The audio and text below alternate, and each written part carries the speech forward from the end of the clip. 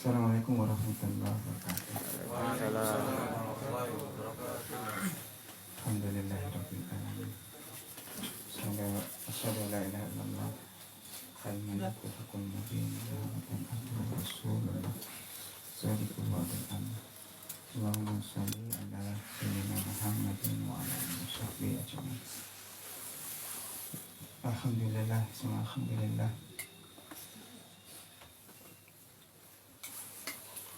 Tentu tidak cukup bersyukur dengan kata alhamdulillah. Semoga ibadah kita yang lakukan adalah bentuk syukur. Kita tidak akan pernah bisa menghitung nikmat Allah yang telah ditujukan kepada kita. Maka terus jangan pernah berhenti kita untuk selalu beribadah. Yang contohkan Nabi, beliau bersyukur dengan sampai kakinya bengkak. Salawat dan salam kepada pembuka cahaya alam yang menerangi kegelapan, yang menghancurkan perbudakan-perbudakan. Junjungan kita Nabi besar Muhammad SAW, pengubaran Nabi. Waktunya tinggal sedikit. Kalau sedikit bukan tafsir mimpi tapi baca mimpi ya. Iya kan? Baca mimpi ya. Jadi saya berharap Mas Fit sampai ke subuh lah biar saya nggak ngisi kan. Sampai ajan gitu. Kalau enggak sedikit aja gitu. Sampai tilawah kan berarti saya naik langsung turun lagi kan gitu. Bisa dibaca. Assalamualaikum warahmatullahi wabarakatuh. Iya gitu. Saya berharap sampai azan lah gitu lah. Iman, bisa dibaca. Udah besok kan? Udah berarti kan? Yang begian. Masa.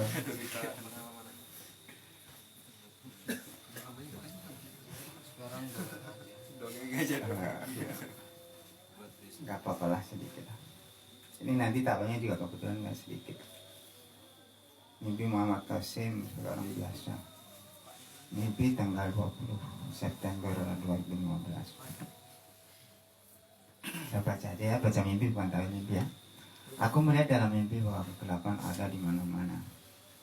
Kami memiliki segalanya kecuali listrik. Nah, kita memahami ketika dulu sih saya baca juga ketika mimpi listrik itu tanya jual listrik aja gitu ya. Tapi ternyata Allah memberi pemahaman jauh tentang simbol-simbol mimpi.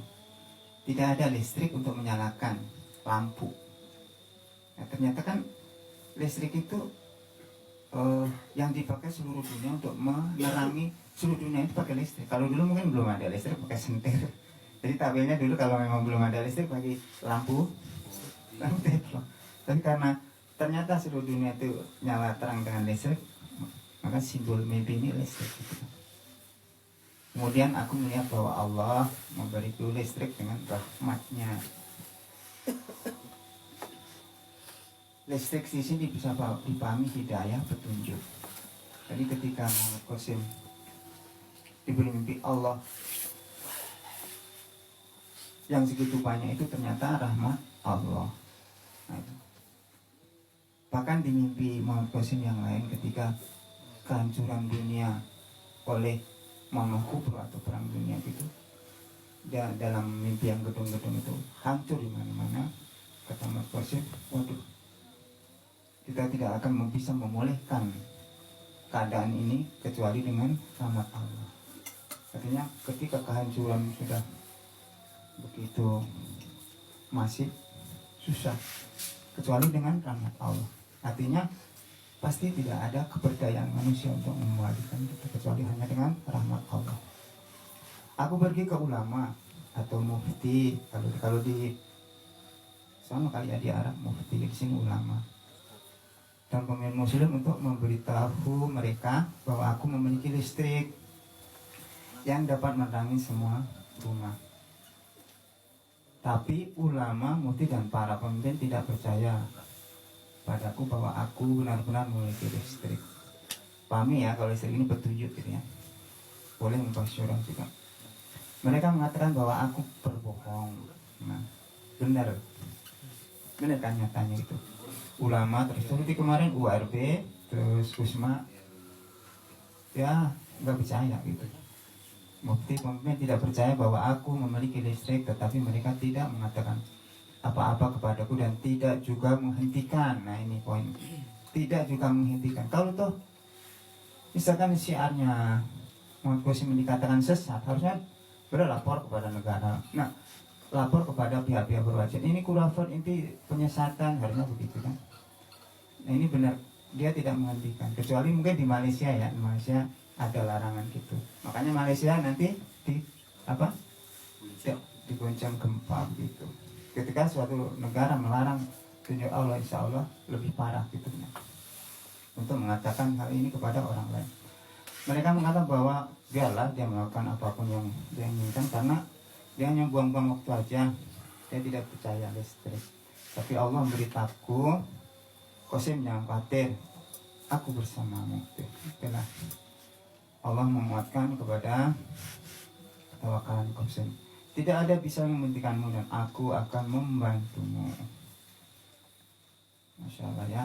Kemudian Allah membantuku muslim biasa mulai percaya. Jadi yang percaya itu hanya ini gitu. Kayak orang-orang biasa. Jarang orang-orang besar percaya.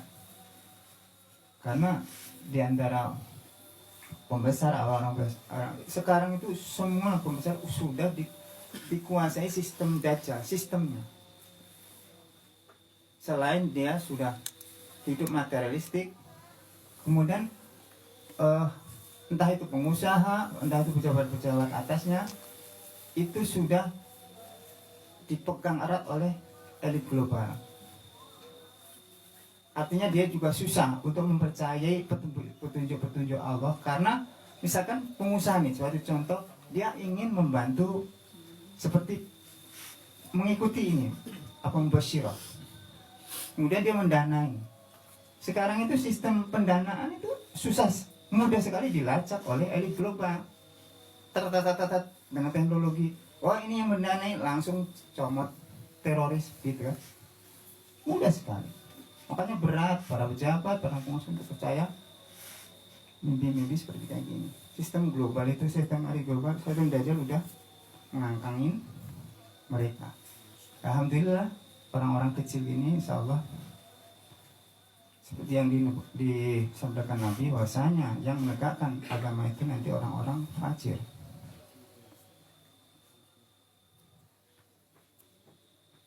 Kemudian Allah membantuku dan muslim biasa mulai percaya pada kata-kataku. Lalu berita ini menyebar ke seluruh dunia. Sekarang sudah kalau kita lihat beranda-beranda yang kita pasti mimpi Muhammad Qasim dan Muhammad Qasim sendiri sudah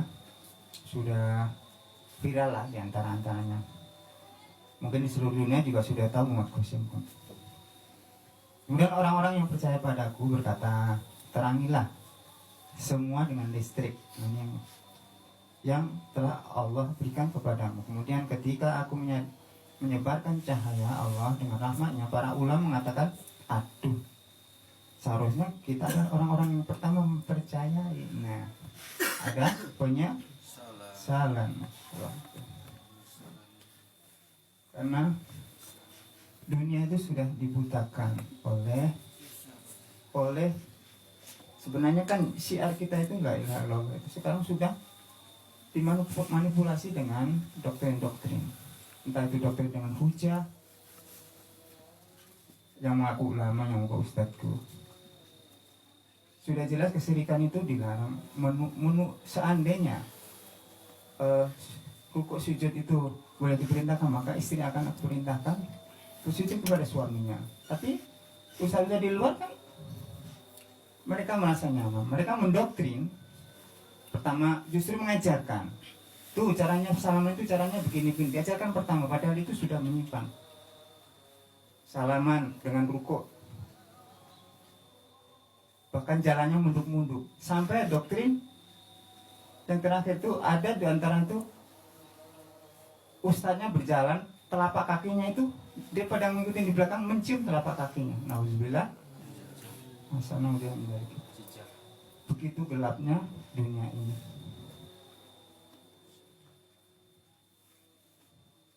Penyesatan para ulama yang dilakukan itu membuat dunia ini gelap. Mana gelap di sini? Apa ya? Tidak bisa kembali kepada ajaran Islam yang sejati. Jadi kalau dibilang ulama membawa, ulama itu sebagai pewaris para nabi, itu kalau dipahami bagi ulama-ulama yang masih benar-benar bersih cara memahami agama. Tapi kalau di antara mengaku ulama, bahkan yang memiliki banyak ilmu lah, tapi di situ punya kepentingan entah itu pribadi, ego, materi, sedikit kepentingan itu akan menjerumuskan diri sendiri dan pengikut-pengikutnya. Segitu akan menjerumuskan. Takwilnya ini terbagi di antara apa dari mimpi itu ya.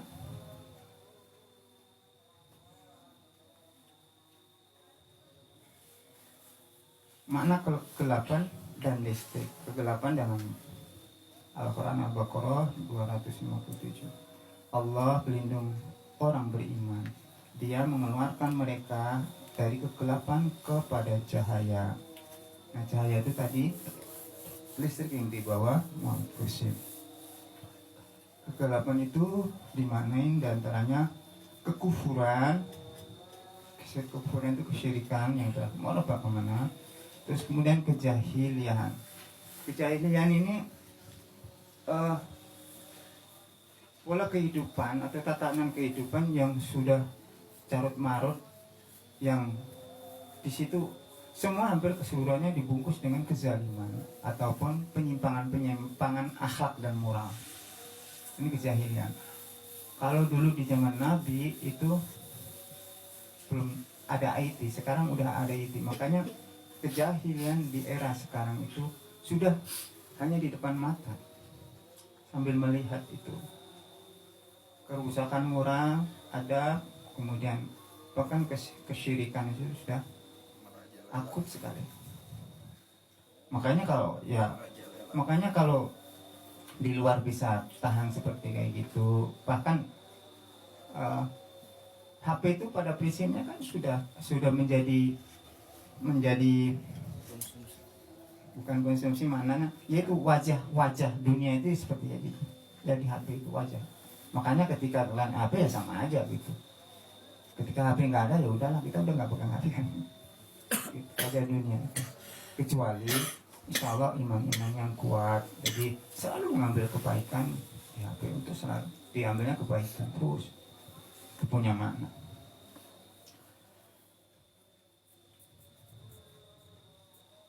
Kemudian sabda Nabi, perumpamaan petunjuk dan ilmu yang Allah utus, aku membawanya seperti hujan deras yang menyirami bumi. Kemudian ulama dan pemimpin yang menolak. Dalam pola sejarah, kaum Yahudi menolak Nabi Isa, padahal mereka ahlu kitab. Pun menolak juga Nabi Muhammad, padahal mereka ahlu kitab. Sama, sekarang pun ulama menolak. Jadi nggak ada perbedaan. Udah sama aja gitulah. Mereka ahlu kitab, mereka ulama gitu. Kata siapa ulama itu bukan ahli kitab? Ya kan? Mereka paham tentang, coba bayangkan, ilmu di Al-Quran, hadis dipahami, banyak apal kan gitu kan? Apa? Tapi dikatakan Nabi bahwasanya ulama di akhir zaman adalah seburuk-buruk makhluk. Ngeri. Hadis akhir zaman, akan datang masa di mana ulama adalah orang yang paling jahat di kolong langit. Ya Allah. Ini At-Tabrani ya. Orang yang paling jahat di kolong langit. Kolong langit apa itu? Doakan. Ya Allah, nauzubillah min dzalik. Jadi mereka tidak melarang MQ. Ini maknanya tanda kekuasaan Allah yang tak bisa dihalangi. Oh begini, jadi tafsir sendiri. Ini ada tentu tafsir. Kenapa? Kenapa mereka itu tidak menghalangi? Ini terhadap ada campur tangan Allah atas kuasa Allah agar petunjuk ini jalan terus, agar jalan terus. Sampai segini ya, udah azan. Semoga nanti Pak Masih kalau saya ngisi sampai azan lah gitu. Alhamdulillah gitu. Jadi tinggal jadi ngisi alhamdulillah. So, mari kita baca kafaratul majelis. Subhanakallahumma wa bihamdika asyhadu an la ilaha illa anta astaghfiruka wa atubu ilaik. Assalamualaikum warahmatullahi wabarakatuh. Waalaikumsalam.